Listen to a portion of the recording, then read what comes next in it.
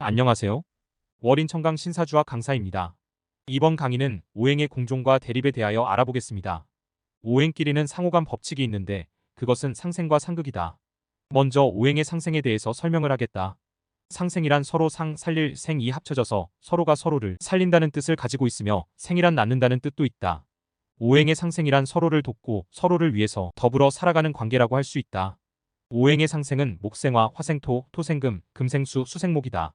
여기서 중요한 것은 오행 상생을 물질로 해석하느냐 아니면 기운으로 해석하느냐에 따라서 큰 차이가 발생한다.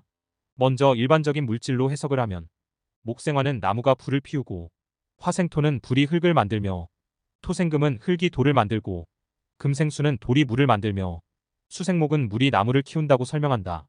하지만 고서에서도 여러 차례 나오듯이 음양오행이란 기운으로 판단하는 것이 옳다. 물질은 기운을 중심으로 확장하는 가운데서 나오는 것에 불과하기 때문에 물질을 앞세우는 것은 바람직하지 못하다. 그럼 기운을 중심으로 오행 상생을 해석하면 목생화는 봄이 지나가니 여름이 오고, 화생토는 양의 기운을 마치고 음의 기운으로 넘어가며, 토생금은 기운의 시작인 가을을 알리고, 금생수는 가을이 가니 겨울이 오며, 수생목은 겨울이 가니 봄이 온다는 의미가 되겠다. 오행의 상생 원리에 설기와 도기가 있다. 설기란 자기 스스로 일정한 양을 적당하게 나누어 주는 것이고, 도기란 상대의 힘에 의해서 할 수 없이 기운을 뺏기거나 강제적으로 빼앗아가는 것을 말한다. 이처럼 생을 해주는 것도 주위 환경에 따라서 설기와 도기로 나눌 수 있다. 이번에는 오행의 상극에 대해서 설명하겠다. 오행의 상극에는 두 가지 의미가 있다. 첫째는 적당한 자극과 조절의 기능을 말한다. 금극목의 경우 봄에 성장하고 솟아오르는 기운을 가을이 더 이상 못 자라게 성장을 멈추고 결실을 유도하여 발전을 위한 작용으로 보는 것이다. 둘째는 강자와 약자 사이에 발생하는 전쟁처럼 승자와 패자의 관계라고 할 수 있다. 상극을 무조건 나쁜 의미로 해석을 해서는 안 된다. 오행의 상극은 목극토, 토극수, 수극화, 화극금, 금극목이다. 상극에서도 일방적인 것이 아니라 상대 세력에 따라서 강한 쪽이 약자를 지배하거나 다스리고 상대의 활동을 제한한다는 사실이다.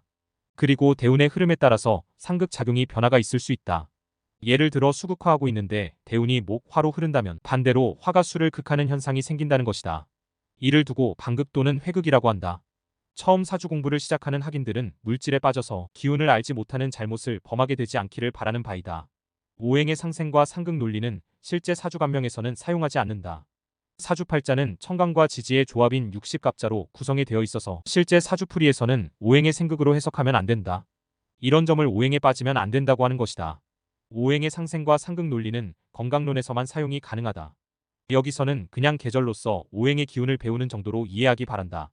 본 강의는 일반적인 사주 간명법 적용론을 강의하는 것이 아니고 새천년 간명법 간지론을 강의하고 있습니다. 구독과 좋아요를 누르시면 다양한 종류의 새로운 사주 간명법을 배우실 기회를 잡으실 수가 있습니다. 시청해주셔서 감사합니다.